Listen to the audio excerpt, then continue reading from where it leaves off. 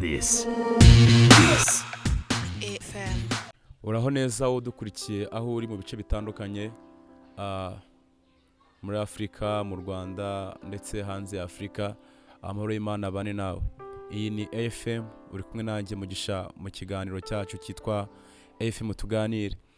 Uyu munsi tukuzaniye topic ivuga ku bintu bine bishobora kuba bigize urugo rwiza. Ni byinshi wabona, ariko uyu munsi twabateguriye muri byinshi bitandukanye, twabateguriyeho ibintu bine gusa tugiye kuba tuvugaho muri aya masaha. Ndagusaba rero aho uri kuba wakwicara ugakurikirana ko ibyo byose biratureba. Hanyuma kandi nubona ibyo tubaha ari byiza, ushobora gukora subscribe, ugakora share kugira ngo ibyo tubabwira bibashe kuba byagera no ku bandi mu buryo bwiza. Ikintu cya mbere na mbere ni Imana. Buriya Imana yabuze mu rugo, haba habuze ikintu kinini gikomeye cyane muri uwo muryango. Buriya ibyo dutekereza byose tugomba gushyira Imana imbere ya byose. Rero nibaza urushako ruriho cyangwa se uburyo iyo couple yaba ibayeho idafite Imana. Byaba bigoye kubera ko ubwami bw'Imana n'ubuyobozi bw'Imana ntabwo bushobora kuba buri muri uwo muryango. Buri muntu ibyo ashaka gukora ariyobora, ntabwo agira ngo Imana abe ariyo imuyobora. Rero urugo rwiza rugomba mbere na mbere kuba rufata Imana rukayishyira imbere, kuko ahantu hatari Imana no gusaba imbabazi buri muntu yigira icyigenge. Urugo rudafite Imana, ibibazo byabo kuko ntazibana zidakomana amahembe, iyo hagize akantu kabamo ntabwo biga ya nzira cyangwa se bwa buryo bwo kuba bakwiga kwiyunga no gusaba imbabazi, ahubwo bafata indi myanzuro ariko itari mu bumana. Rero urugo rudafite Imana ruriyobora, rwifatira imyanzuro. Urumva, niyo mpamvu mbere na mbere rugomba kuba rufite Imana kugira ngo rwige gusenga. Nibasenga bamenye icyo Imana ibashakaho, bamenye inzira z'Imana n'imigambi y'Imana ku buzima bwabo. Niyo mpamvu urugo, ikintu cya mbere cy'ingenzi gikenewe mu rugo rwiza ni ukuba hari Imana. Imana ihari, icyo kintu cyo kirakenewe cyane cyane, kuko iyo umugabo cyangwa se umugore bafite Imana muri bo, batoza abana gusenga, bakagira gahunda baha umuryango, ariko umuryango wabo mbere na mbere ukayoborwa n'Imana. Uwo muryango rero ukaba umuryango mwiza, kuko ufite Imana nka nomero ya mbere muri uwo muryango. Rero inama natanga ku muryango udafite Imana ni uko bashaka ukuntu bamenya Imana. Bibaye byiza bombi bakakizwa, bagafata Imana bakayishyira imbere muri bo. Byakwanga nibura umwe agakizwa, uwenda imirimo ye igacungura umuryango, imirimo ye ikaba urumuri rumurikira wa muryango, cyangwa se na mugenzi we akaba yakizwa kubera ingeso nziza n'imbuto nziza yabonye kuri mugenzi we. Niyo mpamvu rero Imana niyo mbere na mbere muri byose. Mu byo wagira byose Imana ikwiye kuba nomero ya mbere.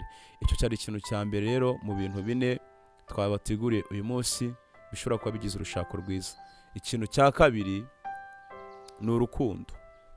Buriya urukundo rugomba kuba ifatiro ry'umuryango, kuko umuryango kugira ngo ubane cyangwa se kugira ngo umuryango ubeho ni uko hagomba kuba hari urukundo. Hari igihe kigera ibintu byose bikagenda, ariko urukundo rurasigara. Urukundo ntabwo rugenda. Hari n'igihe kigera ibintu byose bikagaruka, ariko urukundo nyine rugumaho. Niyo mpamvu urukundo ni ikintu gikomeye mu muryango. Ariko urukundo ndimo kuvuga ni urukundo rw'ukuri, apana urukundo rw'uburyarya cyangwa se urukundo navuga ngo kavuge ko ari plank. Impamvu mvuze ko ari urukundo rw'ikinyoma ni uko ushobora gukunda umuntu ariko udakunze uwo muntu umukundiye ibyo afite.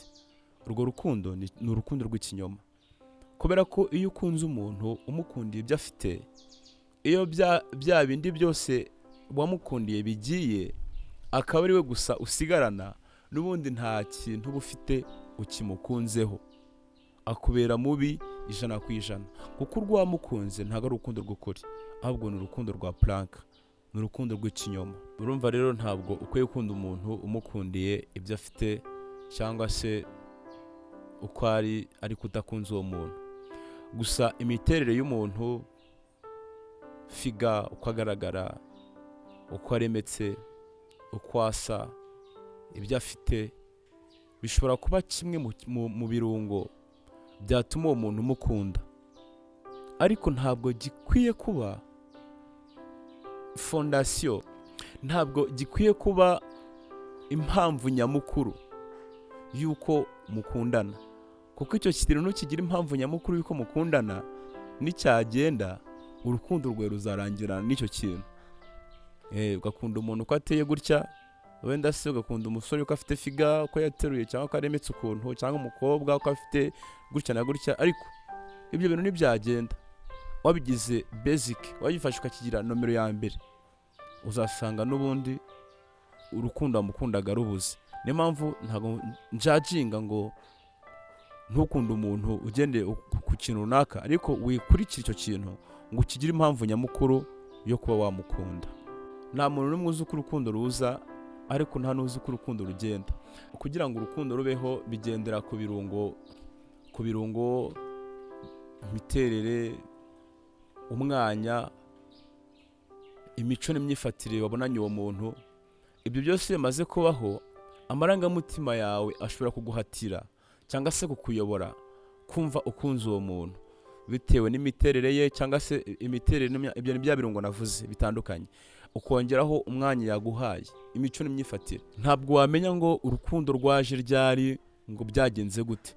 Uko umuntu yagiye aguha umwanya, uko umuntu mwagiye muganira ukagenda umwiyumvamo, uko wakunze imiterere ye, uko wakunze ibirungo bye byose afite, ushobora gusanga urukundo rwe rwaraje, noneho ugasanga urukundo nuko ruje.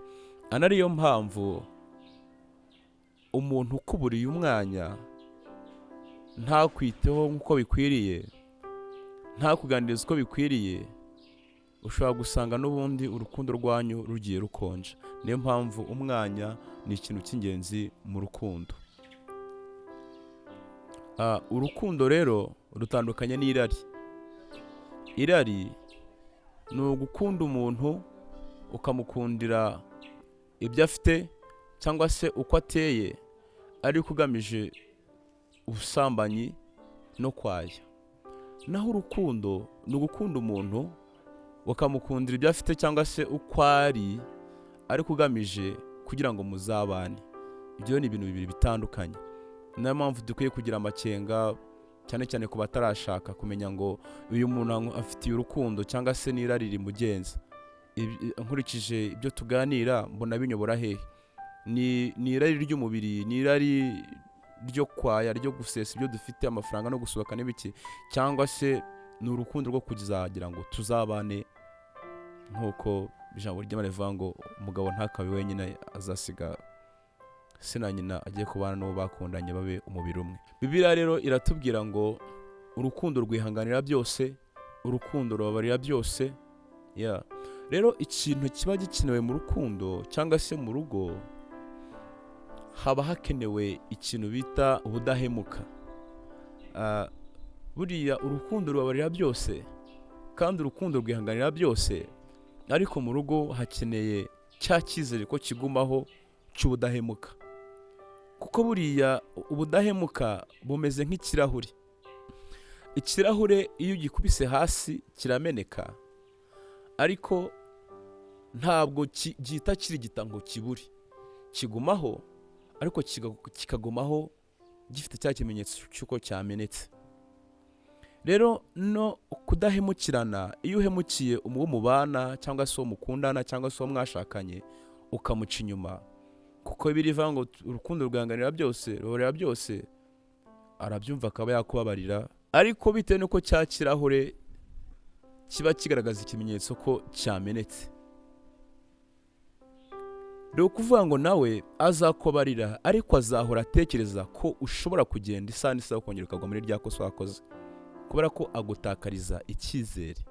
Niyo mpamvu rero ubudahemukirane mu rugo ni ikintu cy'ingenzi gikenewe, si no mu rugo gusa, no ku bantu bakundana bitegura kurushinga. Kudahemukirana ni ikintu gikomeye urukundo rugomba kubakiraho. ubudahemuka ni ikintu cy'ingenzi urukundo rugomba kubakiraho.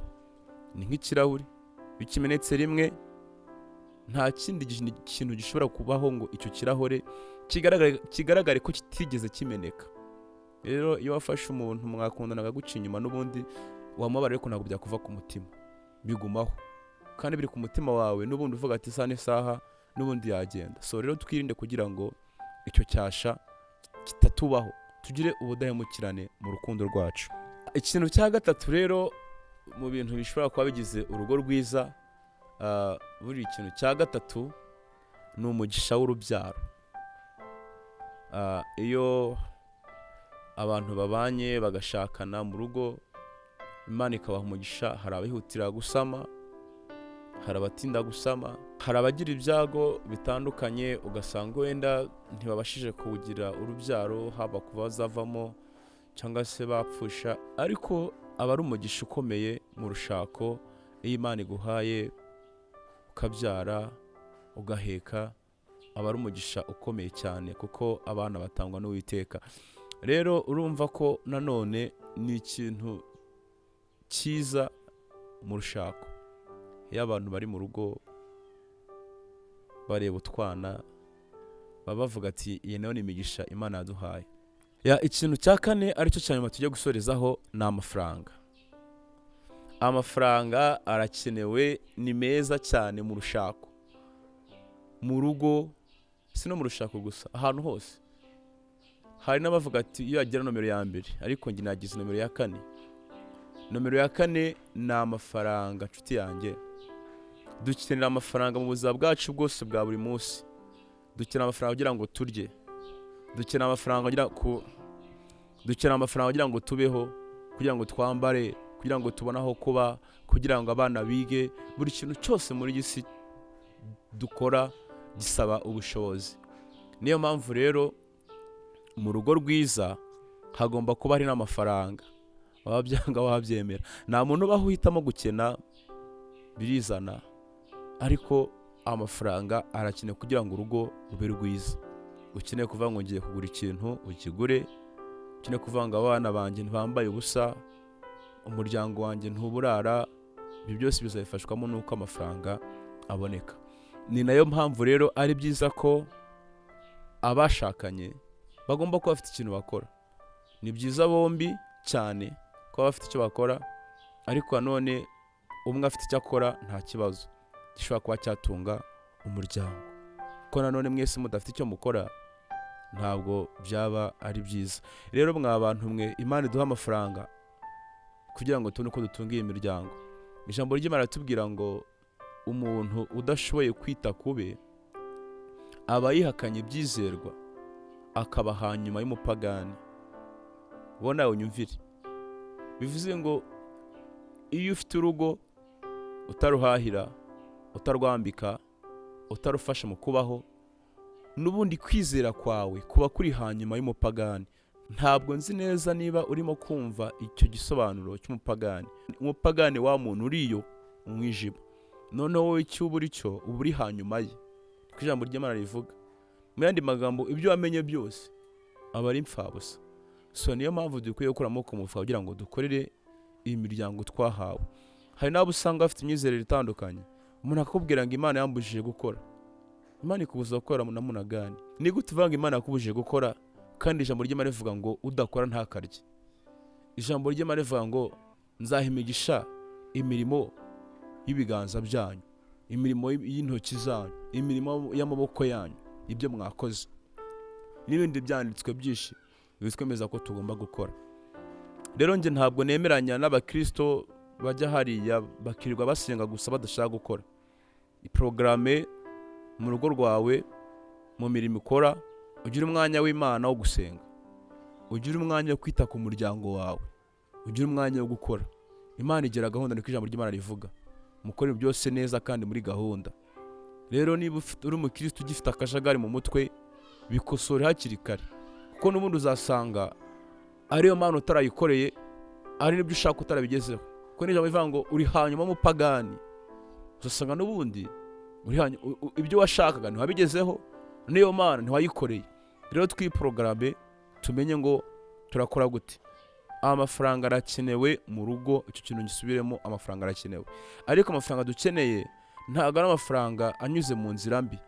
Dukeneye amafaranga aciye mu nzira nziza zihesha Imana icyubahiro. Tumva mvuga gutyo mu kanya ngo ujye gukora ibinyuranije n'amahame cyangwa se n'amategeko y'Imana ngo ubone amafaranga.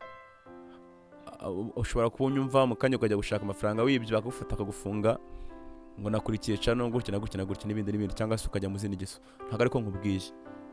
Fata umwanya utekereze icyo wakora giciye mu nzira nziza, ugisengere, Imana izagereza umugisha, maze nawe ugire amafaranga utunga umuryango wawe.